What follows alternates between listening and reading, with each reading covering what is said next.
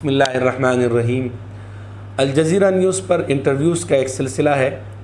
یہ ان تمام لوگوں کے انٹرویوز ہے جنہوں نے اپنے ملک سے باہر شادی کی۔ مثلا لڑکا مصر میں رہتا تھا تو اس نے شادی لبنان میں کی ہے، یا لڑکی کا تعلق فلسطین سے ہے اور لڑکا جو ہے سعودی عربیہ میں ہے، اور پھر ان لوگوں کے تجربات، ان کے جو ہے وہ اس زندگی میں انہیں کتنے مشکلات کا سامنا کرنا پڑا، یہ سارا سلسلہ ہے۔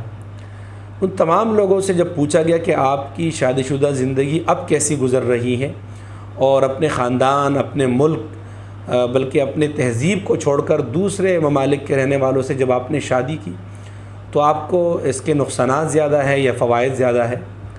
تو ان تمام لوگوں نے یہ بتایا ہے کہ ابتدا میں جو ہے کچھ مشکلات کا سامنا کرنا پڑا۔ ظاہر ہے زبان ایک نہیں ہے، ملک ایک نہیں ہے، تہذیب ایک نہیں ہے، ثقافت ایک نہیں ہے، لیکن بعد میں آہستہ آہستہ جب اس ثقافت میں ایڈجسٹ ہونے لگے تو اس کا بہت انہیں فائدہ ہوا۔ انہوں نے نئی چیزیں سیکھی، زندگی میں نئے تجربات کا سامنا کرنا پڑا، اور اب جب بچے پیدا ہوئے ہیں تو بچے دونوں ثقافت اور دونوں تہذیبیں سیکھ رہے ہیں۔ اور حال تمام لوگوں کی رائے یہ تھی کہ اپنے خاندان سے یا اپنے ملک سے باہر شادی کرنے کا کوئی نقصان نہیں ہے، بلکہ اس کے فوائد زیادہ ہیں۔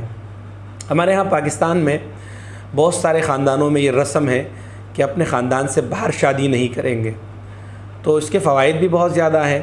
سب سے بڑا فائدہ یہ ہے کہ خاندان کے آپس کا تعلق مضبوط ہو جاتا ہے، اور اگر کہیں تھوڑی سی جو ہے وہ تعلق میں دراڑ پڑ جاتے ہیں تو اس رشتے سے وہ ختم ہو جاتے ہیں، ایک دوسرے کے لیے خلوص، اخلاص، یہ سارے جذبات پیدا ہو جاتے ہیں۔ لیکن جہاں اس کے فوائد زیادہ ہیں وہاں اس کے نقصانات بہت زیادہ ہیں۔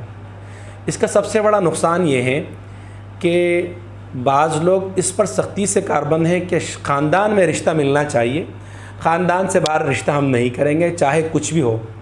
تو بہت ساری لڑکیاں ایسی ہیں جنہوں نے اپنی زندگی ساری اپنے والدین کے گھر پہ گزاری ہے، بلکہ گزار رہی ہیں، اور اپنے خاندان میں کوئی جوڑ کا رشتہ نہیں مل رہا، اور باہر تو شادی کریں گے نہیں، لہٰذا ان کی ساری زندگی اپنے والدین کے گھر پر گزر جاتی ہے۔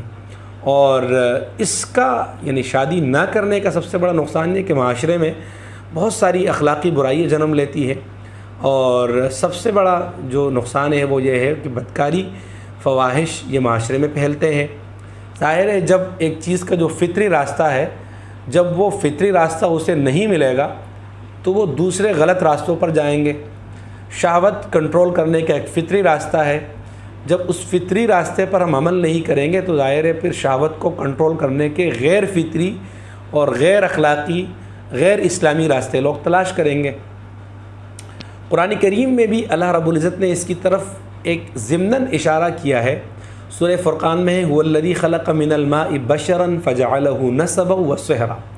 اللہ تعالیٰ تو وہ ہے جس نے ساری انسانیت کو پانی کے ایک نطفے سے پیدا کیا، اور پھر انسانوں کو تقسیم کیا نسبی اور سسرالی رشتوں میں۔ عربی زبان سے ادنا مناسبت رکھنے والے جانتے ہیں کہ واو جب کلام میں آتا ہے، واو یہ اپنے پہلے والے اور بعد والے کلام میں ایک فرق پیدا کرتا ہے، یعنی پہلا والا جو اس سے ذکر ہوگا لفظ، وہ اور اس کے بعد والا یہ مختلف ہوں گے، یکساں نہیں ہوں گے۔ اور ظاہر ہے یہ اردو میں بھی ہے، اگر آپ کے سامنے کوئی کہے کہ میرے پاس عبد الرحمن اور عبد الرحمن آیا تو ظاہر ہے یہ تو غلط بات ہے، اور عبد الرحمن کا کیا معنی ہے؟ لیکن اگر کوئی یہ کہتا ہے کہ میرے پاس عبد الرحمن اور ساجد آئے تو یہ ٹھیک ہے، کیونکہ عبد الرحمن اور ساجد میں دونوں فرق ہے، دونوں الگ الگ انسان ہیں۔ تو اس سے یہاں پر پہلے میں ہے فجعلہ نسبا وصہرا، اللہ تعالیٰ نے نسبی اور سسرالی رشتے بنائے۔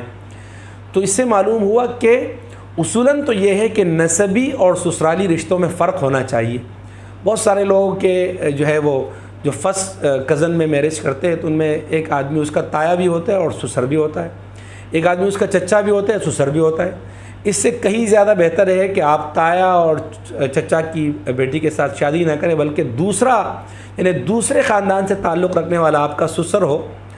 ظاہر ہے اس میں کوئی ممانعت نہیں ہے، یہ دونوں طرح جائز ہے۔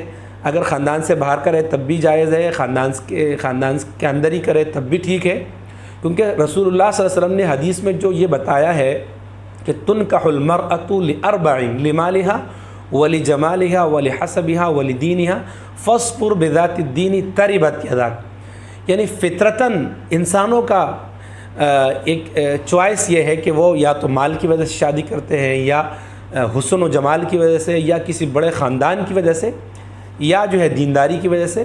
لیکن تم دینداری کو دیکھنا تو اس سے معلوم ہوا کہ دینداری کی وجہ سے شادی کرنی چاہیے، باقی یہ ساری چیزیں جو ہے وہ جو کمالات ہے یہ ٹھیک ہے، اپنی جگہ ہے۔ تو اس سے یہ معلوم ہوتا ہے کہ جو دیکھا جاتا ہے رشتوں میں وہ دینداری دیکھی جاتی ہے۔ تو اگر دیندار خاتون آپ کے خاندان سے تعلق رکھتی ہے تب بھی آپ کے لیے شادی کرنا ٹھیک ہے، اور اگر خاندان سے باہر تعلق رکھتی ہے تب بھی ٹھیک ہے۔ لیکن اس پر اصرار کرنا کہ خاندان میں ہی شادی کریں گے، اور اگر خاندان کے میں کوئی جوڑ کا رشتہ نہیں ملتا ہے تو ساری زندگی بغیر شادی کے گزاریں گے، یہ غلط ہے، یہ ٹھیک نہیں ہے۔ خاندان سے باہر بھی اچھا رشتہ ملے تو اس پر بھی کوئی قباحت نہیں ہے، بلکہ وہ اور زیادہ اچھا ہے۔